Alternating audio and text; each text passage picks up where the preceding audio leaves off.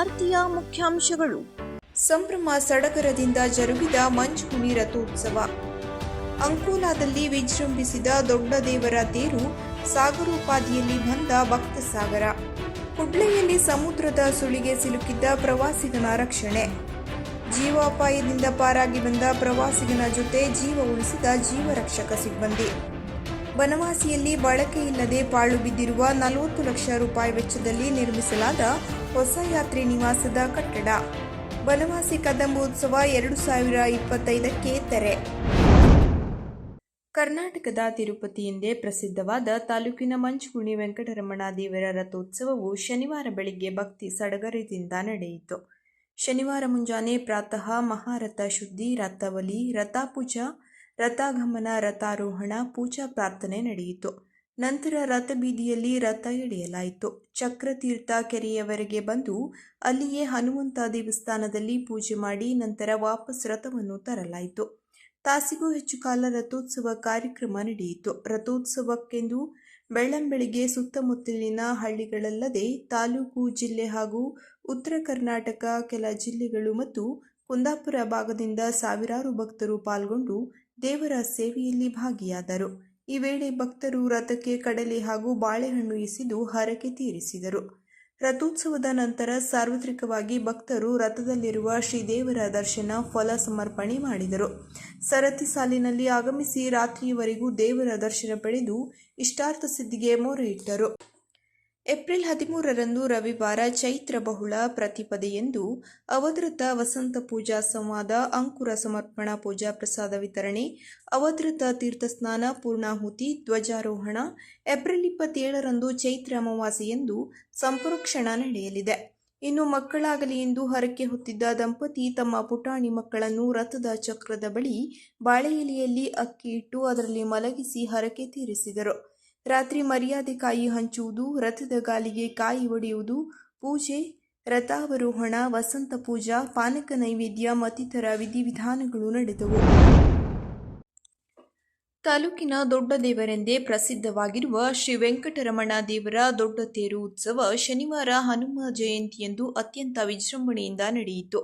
ಸಹಸ್ರಾರು ಭಕ್ತರ ಹರ್ಷೋದ್ಗಾರದೊಂದಿಗೆ ವಿವಿಧ ವಾದ್ಯಘೋಷಗಳೊಂದಿಗೆ ಜಿಲ್ಲೆಯ ದೊಡ್ಡ ತೇರುಗಳಲ್ಲಿ ಒಂದಾಗಿರುವ ವೆಂಕಟರಮಣ ದೇವರ ಬ್ರಹ್ಮರಥವನ್ನು ಸ್ವಾಮಿ ರಾಮ ಗೋವಿಂದ ಗೋವಿಂದ, ಸ್ವಾಮಿ ವೆಂಕಟರಮಣ ಗೋವಿಂದ ಗೋವಿಂದ, ಲಕ್ಷ್ಮರಮಣ ಗೋವಿಂದ, ಪವನಪುತ್ರ ಹನುಮಾನ್ ಕಿ ಜೈ ಮತ್ತಿತರ ಘೋಷಣೆಗಳೊಂದಿಗೆ ರಥಬೀದಿಯಿಂದ ಪಟ್ಟಣದ ದುರ್ಗಾದೇವಿ ದೇವಾಲಯದವರೆಗೆ ಎಳೆದು ತಂದು ಅಲ್ಲಿ ಭಕ್ತರ ಆರತಿ ಸೇವೆ, ಹಣ್ಣುಕಾಯಿ ಸೇವೆ ಸ್ವೀಕರಿಸಿ ಪುನಃ ರಥಬೀದಿಯ ಸಂಸ್ಥಾನಕ್ಕೆ ಮರಳಿತು. ಭಕ್ತರು ತೆರಿಗೆ, ಬಾಳೆಹಣ್ಣು, ಕಡಲೆ ಇತ್ಯಾದಿ ಜಾತಿಯ ಹಣ್ಣುಗಳು ಮತ್ತು ನವಧಾನ್ಯ ಎಸೆದು ಹರಕೆ ಸೇವೆ ಸಲ್ಲಿಸಿದರು. ತಾಲೂಕಿನ ದೊಡ್ಡ ದೇವರೆಂದೇ ಪ್ರಸಿದ್ಧವಾಗಿರುವ ಶ್ರೀ ವೆಂಕಟರಮಣ ದೇವರ ದೊಡ್ಡ ತೇರು ಉತ್ಸವ ಶನಿವಾರ ಹನುಮ ಜಯಂತಿಯಂದು ಅತ್ಯಂತ ವಿಜೃಂಭಣೆಯಿಂದ ನಡೆಯಿತು.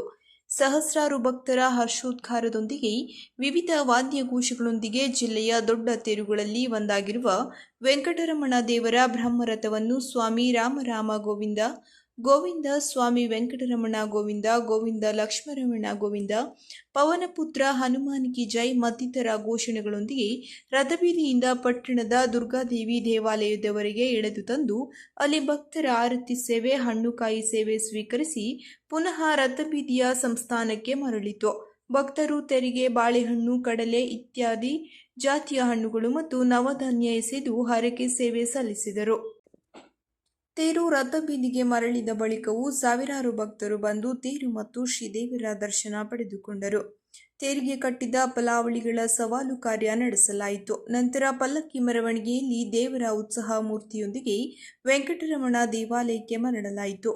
ದೇವಸ್ಥಾನದ ಮಂಡಳಿಯ ಪ್ರಮುಖರು, ಸಂಬಂಧಿತ ಇತರರಿದ್ದರು. ತಮ್ಮ ತಂದೆ ದಿ ಆರ್ ಎನ್ ನಾಯಕರ ಮುಂದಾಳತ್ವ ನೆನಪಿಸುವಂತೆ ಮಗ ಮಯೂರ ಆರ್ ನಾಯಕ್ ತೇರು ಉತ್ಸವದ ಯಶಸ್ಸಿಗೆ ಕೈಜೋಡಿಸಿದ್ದು, ಇತರೆ ನೂರಾರು ಜನರು ಸಹಕರಿಸುತ್ತಿದ್ದಾರೆ. ತೇರು ಎಳೆಯುವ ಪೂರ್ವ ಮಧ್ಯಾಹ್ನದ ಸಮಯದಲ್ಲಿ ಎಸ್ಪಿಎಂ ನಾರಾಯಣ್ ಅಂಕೋಲಾಕ್ಕೆ ಬಂದು ದೇವರ ದರ್ಶನ ಪಡೆದು ಬಳಿಕ ಇಲಾಖೆಯ ಅಧಿಕಾರಿಗಳು ಹಾಗೂ ಸಿಬ್ಬಂದಿಗಳಿಗೆ ತೇರು ಉತ್ಸವ ಸುಸೂತ್ರವಾಗಿ ನಡೆಸಲು ಕೆಲ ಅಗತ್ಯ ಸೂಚನೆ ಮತ್ತು ಮಾರ್ಗದರ್ಶನ ನೀಡಿ ಬಳಿಕ ಇಲ್ಲಿಯ ಕರ್ತವ್ಯ ನಿಮಿತ್ತ ಬನವಾಸಿ ಕದಂಬೋತ್ಸವಕ್ಕೆ ತೆರಳಿದ್ದರು. ಪತ್ರಿಕಾ ವರದಿ ಆಗಮಿಸಿ ರಥಬೀದಿ ನಿವಾಸಿಗಳಾದ ಇತ್ತೀಚಿನ ಪಿಯುಸಿ ವಿಜ್ಞಾನ ವಿಭಾಗದ ಪರೀಕ್ಷೆಯಲ್ಲಿ ಸರ್ಕಾರಿ ಕಾಲೇಜಿನಲ್ಲಿಯೇ ಕಲಿತು ಶೇಕಡಾ 92ಕ್ಕೂ ಹೆಚ್ಚು ಅಂಕ ಗಳಿಸಿದ ಅವಳಿ ಸಹೋದರಿಯರಾದ ಲಕ್ಷ್ಮಿ ಮತ್ತು ಮಹಾಲಕ್ಷ್ಮಿ ಶೆಟ್ಟಿಯವರಿಗೆ ದೇವರ ಪ್ರಸಾದ ನೀಡಿ ಅಭಿನಂದಿಸಿ ಜಿಲ್ಲಾಧಿಕಾರಿಗಳೆಂಬ ಅವರ ಕನಸಿಗೆ ಶುಭ ಹಾರೈಸಿದರಲ್ಲದೆ ತಾಲೂಕಿನ ಹಾಗೂ ಜಿಲ್ಲೆಯ ಇತರೆ ಸಾಧಕ ವಿದ್ಯಾರ್ಥಿಗಳ ಭವಿಷ್ಯಕ್ಕೂ ಹಾರೈಸಿದರು. ಶನಿವಾರ ಮಧ್ಯಾಹ್ನ ಕುಡ್ಲೆ ಕಡಲ ತೀರದಲ್ಲಿ ಸಮುದ್ರ ಸುಳಿಗೆ ಜೀವಾಪಾಯದಲ್ಲಿದ್ದ ಪ್ರವಾಸಿಗನನ್ನು ಜೀವರಕ್ಷಕ ಸಿಬ್ಬಂದಿ ರಕ್ಷಿಸಿದ ಘಟನೆ ನಡೆದಿದೆ. ಪಂಜಾಬ್ ಜೀವನಾಪಾಯದಿಂದ ಪಾರಾಗಿ ಬಂದ ಪ್ರವಾಸಿಗನಾಗಿದ್ದು, ಒಟ್ಟು 4 ಜನ ಗೆಳೆಯರು ಬೆಂಗಳೂರಿನಿಂದ ಇಲ್ಲಿಗೆ ಪ್ರವಾಸಕ್ಕೆ ಬಂದಿದ್ದರು. ಕಡಲಲ್ಲಿ ಈಜಾಡಲು ತೆರಳಿದಾಗ ಈ ಅವಘಡ ನಡೆದಿದೆ.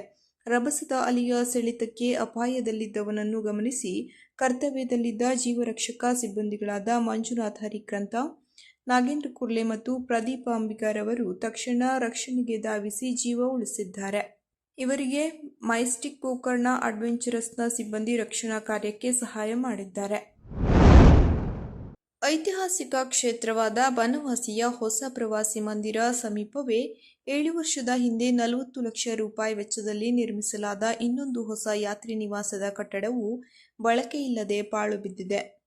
ಸೊರಬ ರಸ್ತೆಯಲ್ಲಿ ವರ್ಷದ ಹಿಂದೆ ಹೊಸ ಪ್ರವಾಸಿ ಮಂದಿರ ಕಟ್ಟಲಾಗಿದ್ದು, ವರ್ಷದ ಹಿಂದೆ ಪ್ರವಾಸೋದ್ಯಮ ಇಲಾಖೆಯಿಂದ 40 ಲಕ್ಷ ರೂಪಾಯಿ ಅನುದಾನ ಮಂಜೂರಾಗಿ ಲ್ಯಾಂಡ್ ಆರ್ಮಿಯವರು ಕೆಲಸ ಆರಂಭಿಸಿ 7 ವರ್ಷದ ಹಿಂದೆ ಪೂರ್ಣ ಕಾಮಗಾರಿ ಮುಗಿದು ಬಳಕೆಗೆ ಸಿದ್ಧವಾಗಿತ್ತು. ಆದರೆ ಈಗ ಸುತ್ತಮುತ್ತಲೂ ಗಿಡಗಂಟಿ ಬೆಳೆದಿದೆ. ಜೊತೆಗೆ ಸಂಜೆ ನಂತರ ಇದರ ಆವರಣದ ಮಧ್ಯ ಪಾರ್ಟಿ ಮಾಡುವವರ ಅಡ್ಡೆಯಾಗಿ ಮಾರ್ಪಟ್ಟಿದೆ.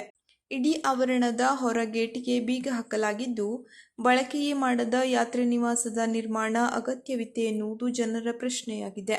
ಈ ರೀತಿಯ ಅನೇಕ ಹೊಸ ಕಟ್ಟಡ ಕಟ್ಟಿ ಬಳಕೆಯಿಲ್ಲದೆ ಹಾಳು ಸುರಿಯುವಂತಾಗಿದ್ದು, ಸಂಬಂಧಪಟ್ಟ ಹಿರಿಯ ಅಧಿಕಾರಿಗಳು ಲಕ್ಷ್ಯ ವಹಿಸಿ ಪ್ರವಾಸಿಗರ ಬಳಕೆಗೆ ಸಿಗುವಂತೆ ಮಾಡಬೇಕು. ಆಗ ಮಾತ್ರ ಸರ್ಕಾರದ ಹಣ ಸದ್ಬಳಕೆಯಾಗುತ್ತದೆ ಎನ್ನುವುದು ಸ್ಥಳೀಯ ಜನಪ್ರತಿನಿಧಿಗಳ ಮಾತಾಗಿದೆ. ಐತಿಹಾಸಿಕ ಗುಡ್ನಾಪುರ ಹಾಗೂ ಬನವಾಸಿಯಲ್ಲಿ 2 ದಿನಗಳ ಕಾಲ ಅದ್ದೂರಿಯಾಗಿ ನಡೆದ ಕದಂಬೋತ್ಸವ 2025ಕ್ಕೆ ಇಂದು ಸಂಜೆ ತೆರೆ ಬಿದ್ದಿದೆ. ಸಮಾರೋಪ ಸಮಾರಂಭದಲ್ಲಿ ಶಾಸಕರಾದ ಭೀಮಣ್ಣ ನಾಯ್ಕ್, ಶಿವರಾಮ್ ಹೆಬ್ಬಾರ್, ಬನವಾಸಿ ಗ್ರಾಮ ಪಂಚಾಯತ್ ಅಧ್ಯಕ್ಷೆ ಶ್ರೀಮತಿ ಬಿಬಿ ಆಯಿಷಾ, ಗುಡ್ನಾಪುರ ಗ್ರಾಮ ಪಂಚಾಯತ್ ಅಧ್ಯಕ್ಷೆ ನಿರ್ಮಲಾ ನಾಯ್ಕ್, ಜಿಲ್ಲಾಧಿಕಾರಿ ಲಕ್ಷ್ಮೀಪ್ರಿಯಾ, ಎಸಿ ಕಾವ್ಯರಾಣಿ ಇತರೆ ಅಧಿಕಾರಿಗಳು ಇದ್ದರು. ಇದೇ ಸಂದರ್ಭದಲ್ಲಿ ವಿಮರ್ಶಕ ಡಾಕ್ಟರ್ ಕಬ್ಬಿನಾಲೆ ವಸಂತ ಭಾರದ್ವಾಜ್, ಮೈಸೂರು ಇವರನ್ನು ಸನ್ಮಾನಿಸಿ ಗೌರವಿಸಲಾಯಿತು. ಈ ಸಂದರ್ಭದಲ್ಲಿ ಮಾತನಾಡಿದ ಕಬ್ಬಿನಾಲೆಯವರು, ಕನ್ನಡ ಕಾವ್ಯ ಸಾಹಿತ್ಯಕ್ಕೆ ಶರೀರವೇ ಇಲ್ಲದಂತೆ ಆಗುತ್ತಿರುವುದು ವಿಷಾದನೀಯ ಎಂದರು. ಇದು ತುಂಬಾ ಸಂಕಷ್ಟದ ಹೊತ್ತು. ಇದಕ್ಕಾಗಿ ನಾವಿಂದು ಪಂಪನಲ್ಲಿ ಮತ್ತೆ ನಾವು ಅನುಸಂಧಾನ ಮಾಡುವುದು ಅಗತ್ಯವಾಗಿದೆ ಎಂದು ಮಾರ್ಮಿಕವಾಗಿ ನುಡಿದರು. ಇದೇ ಸಮಾರಂಭದಲ್ಲಿ ಉತ್ಸವದ ಅಂಗವಾಗಿ ನಡೆದ ಕುಸ್ತಿ ಕ್ರೀಡಾ ವಿಜೇತರಿಗೆ ಪ್ರಶಸ್ತಿ ಪ್ರದಾನ ಮಾಡಲಾಯಿತು. ಎಸಿ ಕಾವ್ಯರಾಣಿ ಸ್ವಾಗತಿಸಿದರು. ಜಿಲ್ಲಾಧಿಕಾರಿಗಳು ಕಾರ್ಯಕ್ರಮ ಯಶಸ್ಸಿಗೆ ಸಹಕರಿಸಿದವರಿಗೆ ಕೃತಜ್ಞತೆ ಸಲ್ಲಿಸಿದರು.